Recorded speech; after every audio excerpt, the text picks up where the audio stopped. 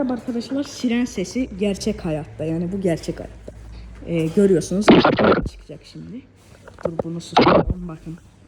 Korkuyorsanız izlemeyin. Uzun hele ha baba.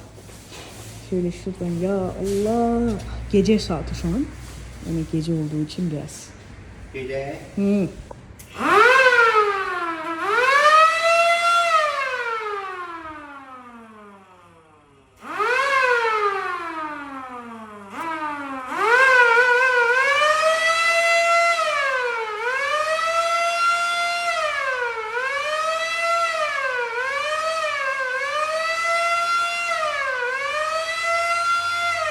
Bayağı.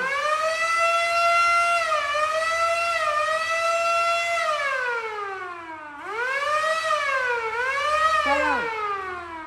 Ezra durdurup. O bunun formasının maşında göster bunlardır. Bakın. Ne işe yarıyor baba bu? Sirenalı da. Ya ne işe yarıyor? Niye takırlar bunu maşına? Olur da sirenalı, signallı. Bəsdir mi? Sağ olun. Arkadaşlar.